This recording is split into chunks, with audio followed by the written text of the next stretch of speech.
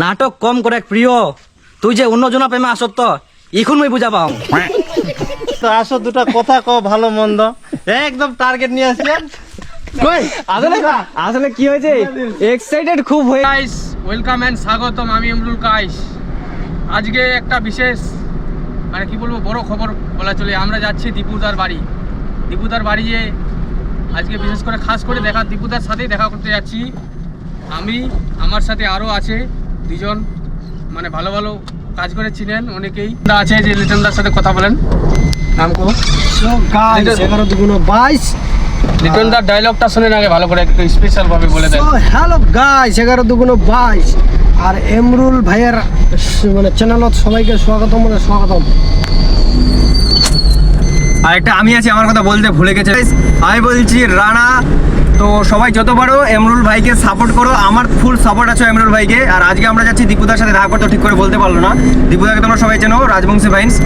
তো ভিডিওটি শেষ অবধি দেখো তো গাইস, দারুণ মজা হতে চলেছে। তারপরে কি যেন বলবেও শুনে নাও একটু। ভিডিওটাতে স্পেশাল একটা জিনিস থাকবে, যারা নতুন যারা ক্রিয়েটার মানে কি বিষয়ে ভিডিও বানালে মানে গ্রো করতে পারবেন সেই বিষয়ে থাকবে। চলো দেখতে থাকো। তো ফাইনালি চলে আসলাম বুনিয়াদপুরে করখা দীপুর বাড়ির ঠিক সামনেই। দেখতে দেখতেই এই যে এই জায়গাটা চিনতে পাচ্ছেন, এখানে বসলাম একটু বসে থাকার পর তারপরে আমরা দেখতে থাকলাম দীপুদার শুটিং লোকেশনগুলা, যেগুলাতে দীপুরা মানে শুটিং করে। এগুলা মানে শুটিংয়ে আমি দেখছি, আজকে আমি দেখলাম বাস্তবে এইগুলো জায়গাতে দীপুরা অনেক শুটিং করেছে। এই যে এটা দেখে ট্যাপটা দেখে চিনতে পারবা, এখানে কয়েকবার বিয়ে টিয়ে হয়েছে দীপুর। তারপরে সবাই ভিডিও করছে, ভালো করে দেখলেই।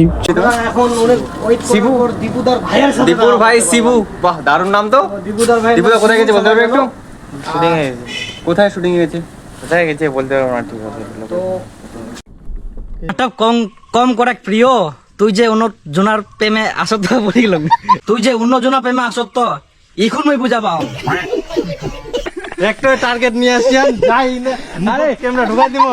অনেক দিন ধরে ইচ্ছে আমার তোমাদের সাথে দেখা করা। আরে করবেন তো, আসো দুটা কথা কও ভালো মন্দ একদম টার্গেট নিয়ে আসছেন। কই আসলে কি হয়েছে হ্যাঁ রেডি মিটআপটা করে নাও, তোমার মিটআপ করলে তো চালু করবো। হ্যাঁ মোর মিটআপটা করুন। টফি দিব নাকি আজকে বললাম 2 হাত ধরে চালু করলে কইব। হ্যাঁ চালু করে দিছ মুই। হ্যালো ওয়েলকাম এন্ড স্বাগতম। আমি ইমরুল কাইস। আজকে আমি চলে আসছি কালিয়াগঞ্জ মালগাঁও থেকে। কেন ভালোবাসায় দাদাদের ভালোবাসায়, এদেরকে চিনেন? দীপুদা। তারপরে হয়ে গেল বিপুলদা বিপুলদা সবুজদা।